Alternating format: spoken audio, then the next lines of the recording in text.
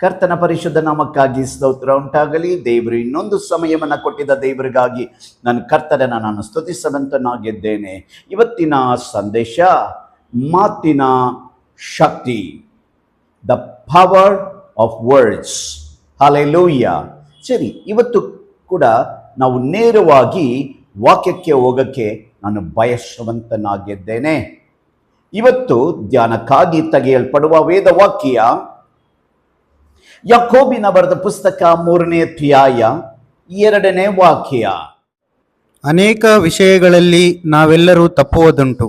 ಒಬ್ಬನು ಮಾತಿನಲ್ಲಿ ತಪ್ಪದಿದ್ದರೆ ಅವನು ಶಿಕ್ಷಿತನೂ ತನ್ನ ದೇಹವನ್ನೆಲ್ಲ ಸ್ವಾಧೀನಪಡಿಸಿಕೊಳ್ಳುವುದಕ್ಕೆ ಸಮರ್ಥನೂ ಆಗಿದ್ದಾನೆ.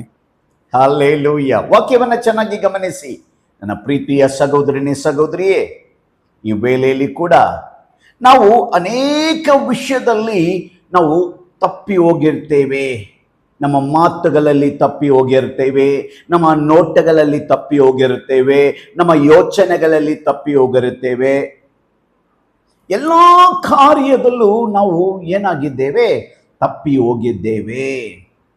ನನ್ನ ಪ್ರೀತಿಯ ಸಹೋದರಿಯೇ, ಈಗಲೂ ಕೂಡ ನಾವು ನೋಡುವಾಗ್ಲೂ ಕೂಡ ನಾವು ಈ ಲೋಕದಲ್ಲಿ, ಪಾಪದ ತುಂಬಿರುವ ಲೋಕದಲ್ಲಿ ನಾವು ಇದ್ದೇವೆ. ನಾವು ಕೆಲಸಕ್ಕೆ ಹೋಗುವಾಗ, ಕಾಲೇಜಸ್ಗಳಿಗೆ ಹೋಗುವಾಗ, ನಾವು ಹೊರಗೆ ಹೋಗುವಾಗ ಸಮಟೈಮ್ಸ್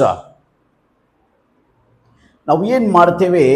ಅನೇಕ ವಿಷಯಗಳಲ್ಲಿ ತಪ್ಪಿ ಹೋಗಿರ್ತೇವೆ.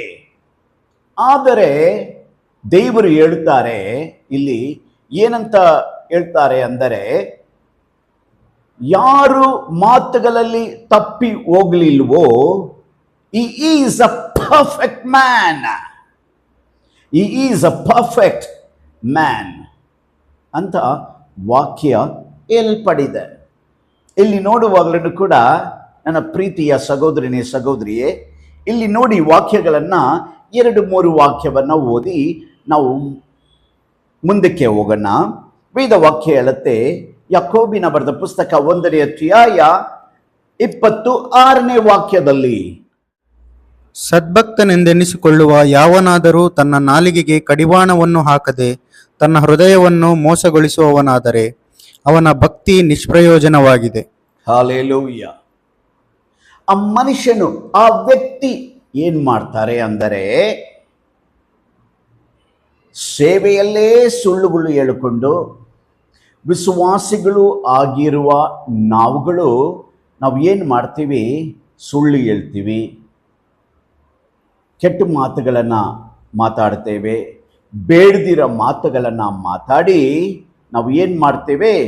ವಾಕ್ಯದಲ್ಲಿ, ಮಾತುಗಳಲ್ಲಿ ತಪ್ಪಿ ಹೋಗಿರ್ತೇವೆ. ಯಾವತ್ತಾದರೆ ನೀವು ಯೋಚನೆ ಮಾಡಿದ್ದೀರಾ? ದೇವರೇ, ಇವತ್ತು ಪೂರ್ತಿಯಾಗಿ ನಾನು ನಿನ್ನ ಸಮ್ಮುಖದಲ್ಲಿ ನಾನು ಬಂದಿದ್ದೇನೆ ಕರ್ತನೇ, ನಾನು ಇವತ್ತು ಸೈತಾನನ ನಾನು ಜಯಿಸಿ ಬಂದಿದ್ದೇನೆ ಕರ್ತನೆ.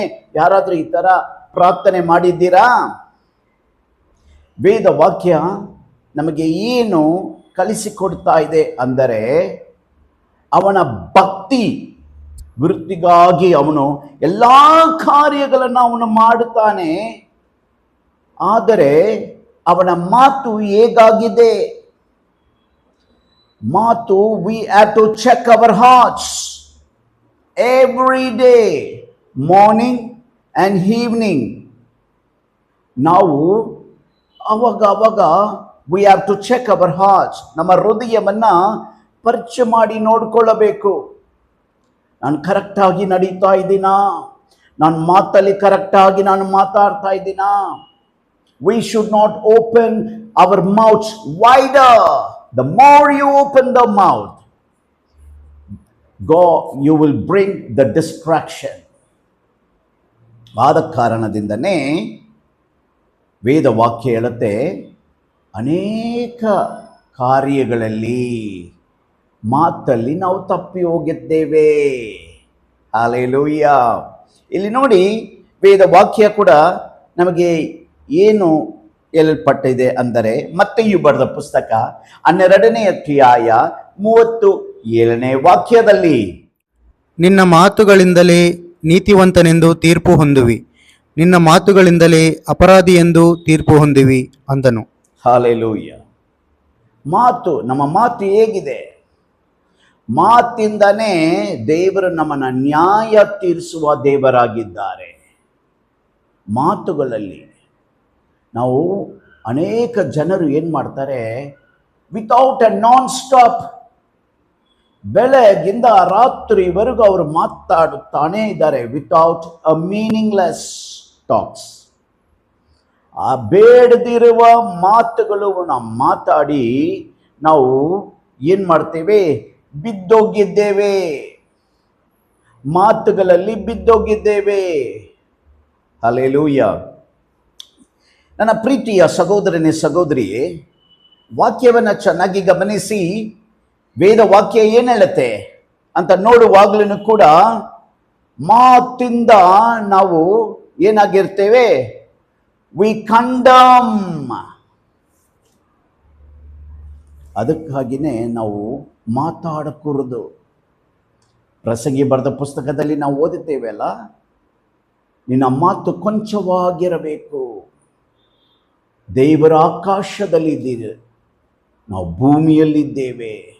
ಆದ ಕಾರಣದಿಂದನೇ ನಮ್ಮ ಮಾತುಗಳು ಕೊಂಚವಾಗಿ ಇರಬೇಕು. ಹಲ್ಲೆಲೂಯ. ಇಲ್ಲಿ ನೋಡುವಾಗಲೂ ಕೂಡ ವೇದ ವಾಕ್ಯ ಹೇಳುತ್ತೆ, ಪ್ರಸಂಗಿನ ಬರೆದ ಪುಸ್ತಕ 12ನೇ ಅಧ್ಯಾಯ 14ನೇ ವಾಕ್ಯದಲ್ಲಿ, ಒಳ್ಳೆಯದಾಗಲಿ ಕೆಟ್ಟದಾಗಲಿ ಸಕಲ ರಹಸ್ಯ ಸಂಗತಿಗಳನ್ನು ವಿಮರ್ಶಿಸುವ ನ್ಯಾಯ ವಿಚಾರಣೆಗೆ ದೇವರು ಪ್ರತಿಯೊಂದು ಕಾರ್ಯವನ್ನು ಗುರಿ ಮಾಡುವನು. ನೋಡಿ, ನಾವು ಒಳ್ಳೆಯದು ಮಾಡಿದ್ರೂ ಸರಿ, ಕೆಟ್ಟದು ಮಾಡಿದ್ರೂ ಸರಿ, ನ್ಯಾಯ ತೀರ್ಪು ದಿಸದಲ್ಲಿ ದೇವರ ಮುಂದೆ everybody needs to stand on the day.